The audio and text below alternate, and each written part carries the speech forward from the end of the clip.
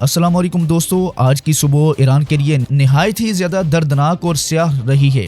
अमरीकी और इस्राएली हमले में ईरान के supreme leader Syed Ayatollah Ali खामनाई शहीद हो गए हैं। जी हां, आपने बिल्कुल दुरुस्त सुना है, आयतुल्लाह अली खामनाई अमरीकी और इस्राएली हमले में शहीद हो गए हैं। सबसे पहले इस खबर की तस्दीक अमरीकी सदर डोनाल्ड ट्रंप ने की, मगर जैसे ही उन्होंने इसका ऐलान किया तो ईरान ने फौरन तरदीद कर दी। लेकिन खुद ईरानी टेलीविजन ने इस बात की तस्दीक कर दी है। अब आपके सामने इस पूरी खबर को पेश करना चाहता हूं। दोस्तों गौर फरमाइएगा। अमेरिकी सदर डोनाल्ड ट्रंप ने कहा कि ईरान के आला तरीन रहनुमा सैयद आयतुल्लाह अली खामनाई का इंतकाल हो चुका है। सबसे पहले इस खबर की तस्दीक अमेरिकी सदर डोनाल्ड ट्रंप ने की, मगर जैसे ही उन्होंने इसका ऐलान किया तो ईरान ने फौरन तरदीद कर दी। लेकिन कुछ ही देर बाद ईरानी टेलीविजन ने इस बात की बाकायदा तस्दीक कर दी है। अब मैं आपके सामने इस पूरी खबर को पेश करना चाहता हूँ। दोस्तों गौर फरमाइएगा। अमेरिकी सदर डोनाल्ड ट्रंप ने कहा है कि ईरान के आला तरीन रहनुमा सैयद आयतुल्लाह अली खामनाई इंतकाल कर चुके हैं। ईरान के सरकारी टेलीविजन ने भी इस बात की तस्दीक कर दी है कि आयतुल्लाह अली खामनाई अब हम में नहीं रहे। सरकारी टेलीविजन के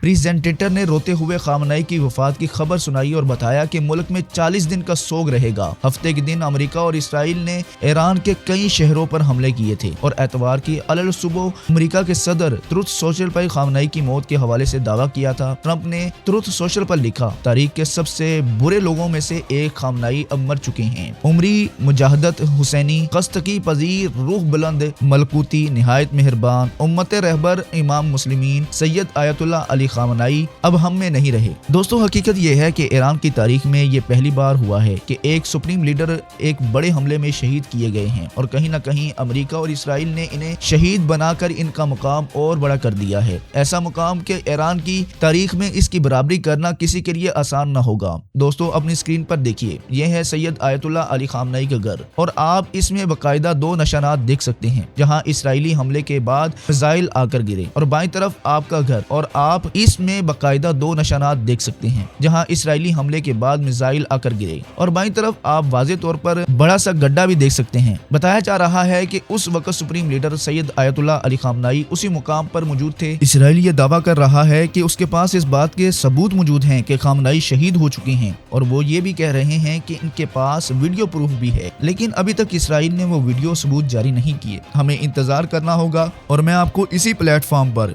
इससे जुड़ी हर नई मालूमात फराहम करता रहूंगा। मगर सबसे पहले मैं आप बताना चाहता हूं कि मुख्तलिफ मीडिया हाउसेज इस मामले पर क्या कह रहे हैं। सबसे पहले CNN का कहना है कि ईरान सुप्रीम लीडर किल इन USA इसराइली स्ट्राइक। इस तरह की BBC की रिपोर्ट के मुताबिक ईरान की सरकारी मीडिया ने कहा है कि सैयद आयतुल्लाह अली खामनाई की मौत हो गई है। इसी तरह अल जजीरा ने भी इसकी मौत की तस्दीक कर दी है। हालांकि अल जजीरा ने इब्तदा में ये रिपोर्ट में कहा था कि ईरान ने इस खबर को मुकम्मल तौर पर रद्द कर दिया है, लेकिन बाद में अल जजीरा ने भी इस बात की तस्दीक कर दी। अब आपको अल जजीरा की वो रिपोर्ट भी दिखाऊंगा जिसमें उन्होंने इस बात की तस्दीक की है कि अब खामनाई हमारे दरमियान नहीं रहे, और इसी के साथ वो ये भी बता रहे हैं कि खामनाई की अहमियत क्या थी और ईरान के लिए इनके क्या मानी थी। दोस्तों मैं आपको ये भी बताना चाहता हूँ कि इस खबर के सामने आने के बाद अल जजीरा क्या लिखता है। खामनाई की मौत से जुड़े दावों के बाद ईरान करज के शहर में मुबैना तौर पर कुछ लोग जश्न मनाते दिखाई दिए। सोशल मीडिया पर एक वीडियो वायरल हो रही है जिसे एक्स पर शेयर किया गया और BBC पर्शियन ने भी इसे वेरीफाई किया है। इसमें कुछ ईरानियों की करज में ईरान के सुप्रीम लीडर आयतुल्लाह अली खामनाई की मौत की रिपोर्ट के बाद जश्न मनाते देखा गया है। हालांकि ये सब डोनाल्ड ट्रंप के एक्स पर पोस्ट से पहले हुआ था। और जी हाँ दोस्तों, अमेरिकी सदर डोनाल्ड ट्रंप ने अपने ट्रुथ सोशल प्लेटफॉर्म पर यही पैगाम जारी किया था जो आप इस वक्त अपनी स्क्रीन पर देख रहे हैं, जिसका मफहूम ये है कि खामनाई तारीख के सबसे बुरे लोगों में से एक थे, अब मर चुके हैं। ये सिर्फ ईरान के लोगों के लिए इंसाफ नहीं बल्कि उन अजीम अमरीकियों और दुनिया के कई ममालिक के उन लोगों के लिए भी इंसाफ है जिन्हें खामनाई और उनके खून रेज ग्रोहों ने मार डाला या जख्मी किया। वो हमारे इंटेलिजेंस और एडवांस ट्रैकिंग सिस्टम से बच नहीं सकते, और इसराइल के साथ मिलकर किए गए इस ऑपरेशन में ना तो वो कुछ कर सके और ना ही इनके साथ मारे जाने वाले दूसरे रहनुमा। दोस्तों ये सबसे बड़ी और सबसे तकलीफदा बात ये भी है कि इसराइली हमले में एक स्कूल को निशाना बनाया गया और इस स्कूल में 100 लोग बच्चियां मारी गई थी और ये स्कूल लड़कियों का बताया जा रहा है। लेकिन لیکن حیرت اور افسوس کی بات یہ ہے کہ اس حملے پر مڈل ایسٹ کے کسی بڑے رہنما ملک نے واضح اور دو ٹوک مذمت نہیں کی۔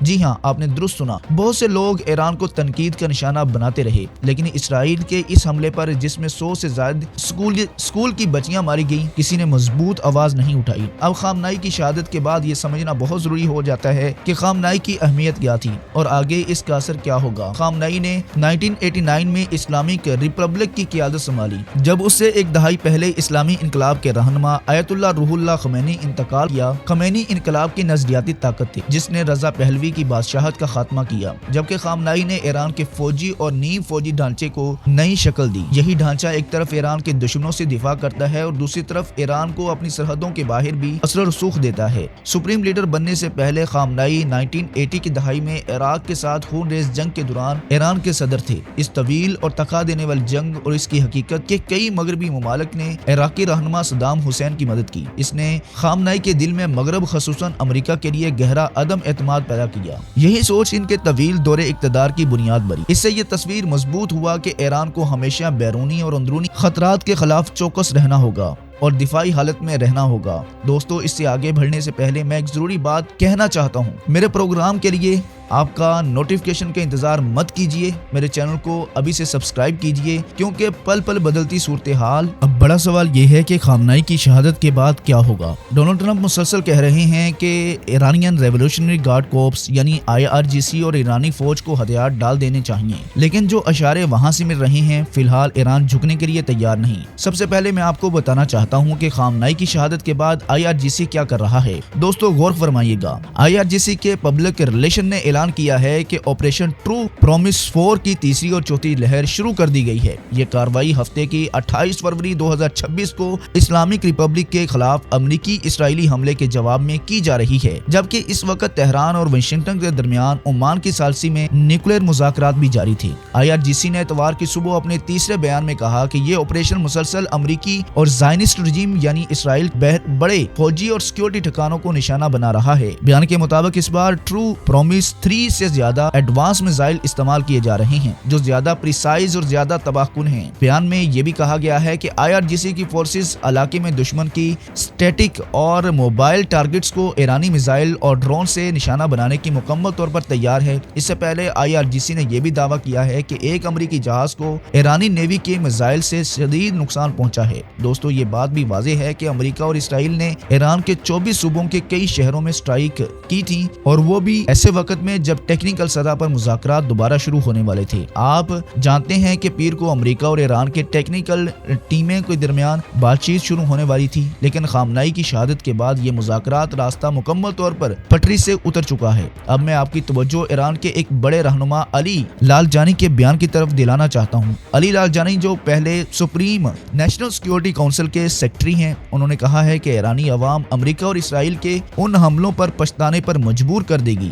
لالجانی نے اپنے ایکس اکاؤنٹ پر لکھا، ہم زائنسٹ مجرموں امریکیوں کو اس کیے پر پچھتاوا رہے گا۔ ایران کے بہادر سپاہی اور عظیم عوام ان ظالم بین الاقوامی شیطانوں کو ایسا سبق سکھائیں گے جسے وہ کبھی نہیں بھول پائیں گے۔ دوستو، اسی دوران یہ بھی کہا گیا کہ حملوں میں فوجی ٹھکانوں کے ساتھ ساتھ رہائشی علاقوں کو بھی نشانہ بنایا گیا۔ ایران ریڈ کریسنٹ سوسائٹی کے مطابق مقامی وقت 8:45 تک کم از کم 2001 اموات کی تصدیق ہو چکی ہے اور 737 افراد زخمی بتائے جا رہے ہیں۔ یقیناً یہ صرف ایران نہیں بلکہ پورے مڈل ایسٹ کے لیے ایک بہت بڑا موڑ ہے، ایک بہت بڑا باب ہے جو آج بند ہوا ہے، لیکن اس کے بعد ایک باب کھل رہا ہے۔ اب سب کی نظریں اس بات پر ہوں گی کہ ایران میں سپریم لیڈر کا جانشین کون ہوگا، خامنائی کے بعد کون ہے، اور میں آپ کو یقین دلاتا چلوں کہ اس سے جڑی ہر مصدقہ اور اہم معلومات میں آپ تک پہلے پہنچاتا رہوں گا۔ اس کے لیے آپ سب سے ریکویسٹ ہے کہ آپ اس چینل کو ضرور سبسکرائب کیجیے اور ویڈیو کو لائک کرنا بھی مت بھولیے گا۔ اللہ ہم سب کا حامی و ناصر ہو۔ السلام علیکم ورحمۃ اللہ۔